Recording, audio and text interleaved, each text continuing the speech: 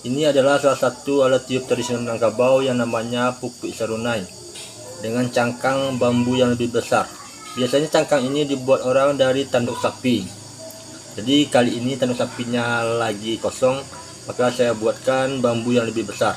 Ini kostum dari salah satu pelanggan yang meminta pupuk sarunainya dibuatkan 5 lubang dan nada dasarnya G crash. Bunyinya seperti ini.